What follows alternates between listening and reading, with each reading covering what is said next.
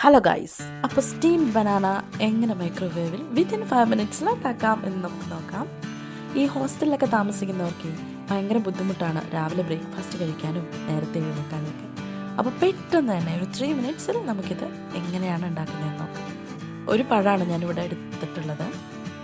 Because morning ഡ്യൂട്ടിക്ക് പോകാൻ വേണ്ടി തകൃതിയായിട്ട് റെഡിയാവുന്ന ടൈമിലാണല്ലോ ഇത് ഷൂട്ട് ചെയ്യണത്.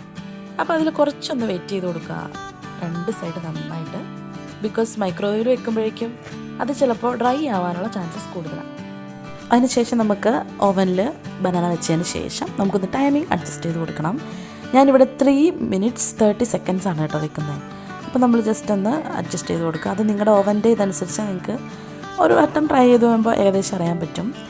അങ്ങനെ 3 മിനിറ്റ്സ് 25 സെക്കൻഡ്സ് കൊണ്ട് നമുക്കിത് നല്ല സ്റ്റീംഡ് ബനാന കിട്ടിയിട്ടുണ്ട്. അത് ഒട്ടും തന്നെ ഇങ്ങനെ പഴുത്ത ബനാനയായിരുന്നു നന്നായിട്ട്. അതുകൊണ്ട് തന്നെ അത് പൊട്ടി പുറത്തേക്ക് വരുമോ ഒന്നും തന്നെ ചെയ്തിട്ടില്ല.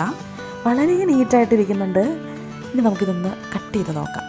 ശരിക്കും നമ്മൾ ഇഡ്ഡലി പാത്രത്തിലൊക്കെ വെച്ച് ആവി കയറ്റിയെടുക്കുന്ന പോലെ ഉണ്ട് കേട്ടോ. ശരിക്കും പറഞ്ഞാൽ ഇഡ്ഡലി പാത്രം എടുത്ത് അതിൽ വെച്ച് പിന്നെ സ്റ്റീം ചെയ്തൊക്കെ എടുക്കുമ്പോഴേക്കും ഇച്ചിരി പണിയാണല്ലേ. അപ്പോൾ ഇത് വളരെ ഈസിയാണ്. പിന്നെ ബ്രേക്ക്ഫാസ്റ്റ് കഴിക്കാൻ ബുദ്ധിമുട്ടുള്ള എല്ലാവരും രാവിലെ പെട്ടെന്ന് തന്നെ നിങ്ങൾ റെഡിയാവുന്ന ആ ഒരു ടൈമിൽ തന്നെ നിങ്ങൾക്ക് ചായ ഉണ്ടാക്കണം. ആ ഒരു ടൈമിൽ തന്നെ ഉണ്ടാക്കാം.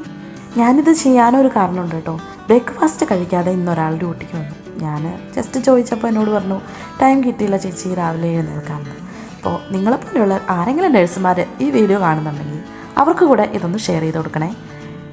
എപ്പോഴും ബ്രേക്ക്ഫാസ്റ്റ് കഴിക്കില്ലെങ്കിൽ നിങ്ങളുടെ ഹെൽത്തിനെ അത് എഫക്റ്റ് ചെയ്യുമെന്ന് പറഞ്ഞാൽ മടി കൊണ്ടോ അല്ലെങ്കിൽ രാവിലെ എഴുന്നേക്കാനുള്ള ബുദ്ധിമുട്ട് കൊണ്ടോ ഒക്കെ കഴിക്കാതിരിക്കുന്നവർക്ക് ഇതൊരു സിമ്പിൾ ട്രിക്കാണ്. അപ്പോൾ ആർക്കെങ്കിലും ഉപകാരപ്പെട്ടെങ്കിൽ താങ്ക്സ് ഫോർ വാച്ചിങ് മീ.